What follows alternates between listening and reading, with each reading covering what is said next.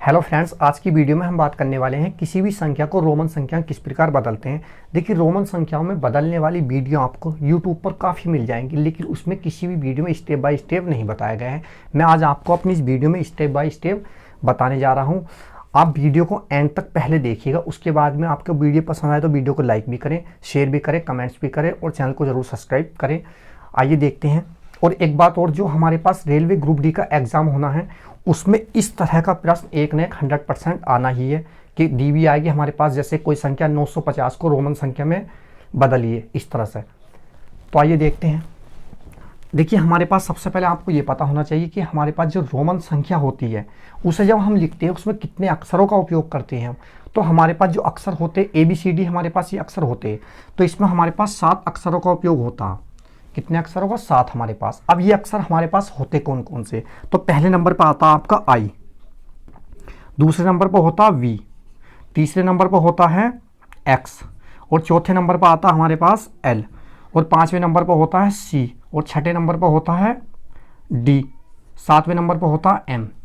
अब देखिए, हमारे पास इनका मतलब क्या होता है कि हमारे पास I आया तो ये कितनी संख्या को दर्शाएगा हमारे पास। तो I जो होगा एक संख्या को दर्शाता है, एक संख्या को, और V हमारे पास काय को 5 को, X 10 को, और L हमारे पास 50 को, C हमारे पास सेंचुरी यानी कि 100 को, और D होता है 500 के लिए, और M होता है 1000 के लिए। तो ये जो हमारे पास 7 अक्षर है, इन्हीं का उपयोग हम रोमन संख्या लिखने में करते हैं। अब देखिए, पहला स्टेप हमारे पास ये था, 7 प्रकार की होती।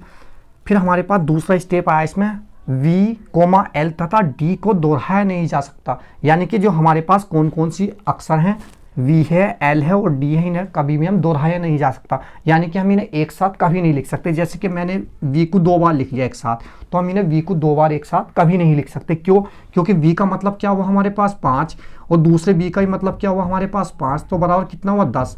अब लेकिन हमारे पास 10 का प्रतीक तो दूसरा अक्षर होता, तो दूसरा कौन सा होता? X, इसलिए हम इसे दोबारा नहीं लिख सकते, यानी कि 2 बार एक साथ नहीं लिख सकते। इसी तरह से हमारे पास L को, यानी कि मान लिया मैंने L को 2 बार लिख लिया इस तरह से, तो इसका मतलब हुआ जी हमारे पास L का मतलब होता है 50, और प्लस दूसरे L का मतलब भी 50, तो बराबर कितना हुआ हमारे पास 100। लेकिन 100 का मतलब तो हमारे पास दूसरा अक्षर दर्शाता है, दूसरा कौन सा होता? C का मतलब सेंचुरी, सेंचुरी में हमारे पास C से 100 को लिखते हैं। इसी तरह से जैसे D है हमारे पास D। अब D का जो मतलब हुआ आपका, मान लिया 2 बार हमने D लिख लिया, ठीक है। D का मतलब होता है हमारा 500, प्लस कितना दूसरे D का भी 500, तो बराबर कितना हुआ हमारे पास 1000। जबकि 1000 दर्शाने के लिए हमारे पास क्या होता? M होता, तो इसलिए हम इसे एक साथ कभी नहीं लिख सकते इन तीनों अक्षरों को दोबारा। अब देखिए, हमारे पास तीसरा स्टेप है, I, X, C तथा M को एक साथ 3 बार से अधिक नहीं लिखा जा सकता। यानी कि जो हमारे पास 4 अक्षर बचे हैं, इन्हें 3 बार से अधिक कभी नहीं लिख सकते हम। यानी कि हम इन्हें एक साथ 3 बार तो ले सकते हैं। जैसे कि हमने क्या लिया, I को 3 बार लिख लिया, 1 2 3, इसका मतलब हुआ हमारे पास 3, 1 प्लस 1 बराबर कितना हो गया हमारे पास 3, ठीक है। अब लेकिन 3 से अधिक बार हम क्यों नहीं लिख सकते? देखिए, मान लिया मैंने इसे एक बार और बढ़ा दिया, 4 बार कर दिया मैंने इसे, तो हमारे पास एक अक्षर और जोड़ लेंगे इसमें, तो कितना हो जाएगा हमारे पास 4, ठीक है। यहाँ भी एक जोड़ेगा फिर हमारा।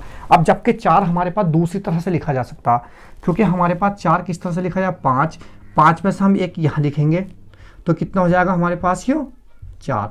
तो इस तरह से हम कभी भी क्या नहीं कर सकते, I को 3 बार से अधिक नहीं लिख सकते। इसी तरह से हमारे पास X है। अब X को भी हम 3 बार से अधिक कभी नहीं लिख सकते, क्योंकि मान लिया हमने X को 3 बार लिख लिया, या हम 4 बार लिखना चाह रहे हैं X को। देखिए, अब 4 बार का मतलब हुआ हमारे पास 400, क्योंकि नहीं 400 नहीं, हमारे पास 40 हुआ, क्योंकि X हमारे पास 10 को दर्शाता है। ये हो जाएगा 10 और गुणा कितना 4 बराबर 10 से 40। जबकि हम 40 को इस तरह से नहीं लिखेंगे। 40 को जो हम लिखेंगे किस तरह से लिखेंगे? देखिए, 40 को लिखेंगे L के शुरू में हम क्या लगाएंगे? X। L का मतलब होता है हमारे पास 50, और इस X का मतलब कितना होता है हमारे पास 10। तो अगर हमारे पास दाईं साइड की संख्या बाईं साइड से बड़ी होगी तो उसमें हम क्या करते? घटाते, यानी कि ये हो जाएगा 10 बराबर कितना हो जाए 40। तो इस तरह से तो हम इस वाले X को भी 3 से अधिक बार कभी नहीं लिख सकते। इसी तरह से हमारे पास C को कभी नहीं लिख सकते 3 बार से अधिक बार। क्यों नहीं लिख सकते? देखिए, हमारे पास मान लिया क्या आया, C है, C को मैंने 4 बार लिख लिया, इसका मतलब हुआ 4 गुणा C का मतलब होता है 100, तो ये हो गया हमारे पास कितना 400। तो हम इसे अलग अलग ना लिख करके इस तरह से हम क्या करते हैं, हमारे पास 500 का भी तो प्रतीक होता है ना अक्सर, 500 क्या होता है हमारे पास डी, तो इसके शुरू में एक सी लगा लेंगे।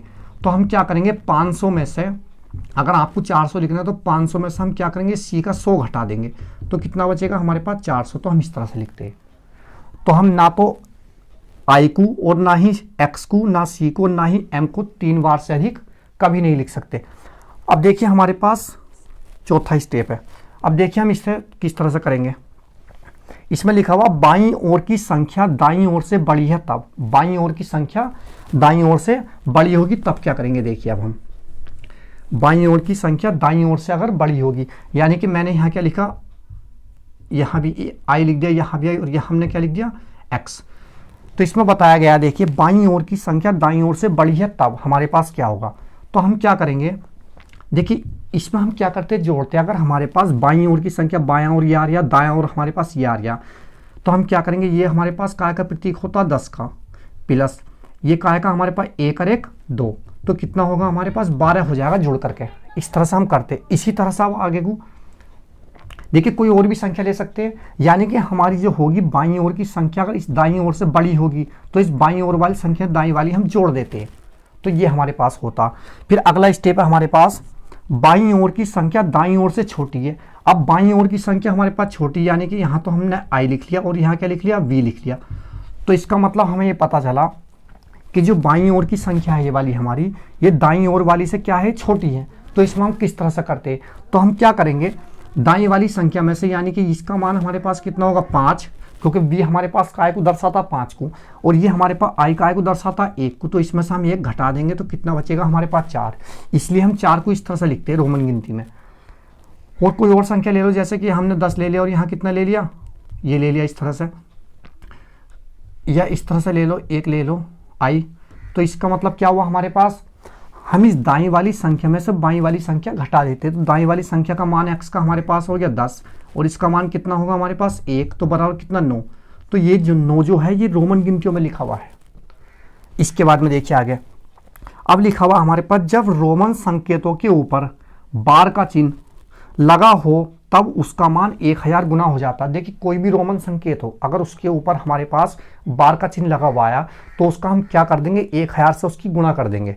देखिए किस तरह से, मान ले कि ये हमारे पास v लिखा हुआ, इसके ऊपर ये बार का चिन्ह आ गया हमारे पास बना हुआ, तो इसका मतलब क्या हुआ, पहले इसका आप मान लिखेंगे। तो मान कितना हमारे पास इसका 5, इसका हम क्या कर देते 1000 गुना, यानी कि 1000 से हम इसकी गुणा कर लेंगे, तो ये हमारे पास कितना हो जाएगा 5000। इसी तरह से मान लिया हमारे पास ये लिखा हुआ, देखिए सी के ऊपर बार का चिन्ह आएगा लगा हुआ अगर, तो हम क्या करेंगे, तो इसका मतलब सी का मतलब हमारे पास कैसे होता है 100 से, सी का मतलब सेंचुरी यानी कि 100 गुणा, इसके कितने गुना करेंगे हम 1000 गुना, तो 1000 से इसकी हम गुणा कर देंगे तो कितना हो जाएगा हमारे पास 1 2 3 4 5 0 और 1 हमारे पास इकाई दहाई सैकड़ा हजार दस लाख, यानी कि हमारे पास कितना हुआ 1 लाख।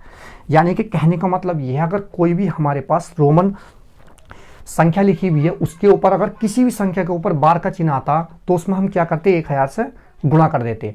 अब देखिए इसी तरह से मैं आपको अब संख्या लिख करके दिखाता हूं कि हम किस प्रकार से संख्या लिखते हैं। देखिए मान लिया हमारे पास कोई भी संख्या, मान लिया हमें 370 को काय में लिखना, रोमन संख्या में हमें इसे लिखना है, तो हम किस तरह से लिखेंगे। देखिए सबसे पहले आपको और आसान करने के लिए हम क्या करेंगे, सबसे पहले हमने 300 को तो अलग लिख लिया, ये ऐसे नहीं लिखते, देखिए इसी तरह से लिख लेते हैं हम। हमारे पास क्या दिया हुआ 370। अब हम क्या करेंगे, सबसे पहले हम क्या करेंगे इस 300 के लिए दर्शाएंगे। 300 के लिए हमारे पास क्या आएगा ट्रिपल सी हम ले सकते हैं, क्योंकि सी को हम 3 बार से ज़्यादा नहीं ले सकते लेकिन 3 बार तक ले सकते हैं। तो हमने क्या लिया, यहाँ भी सी, यहाँ भी, यहाँ भी। अब हमारे पास कितना बचा 70 बचेंगे। अब 70 में से 50 ले लो पहले, ठीक है नहीं।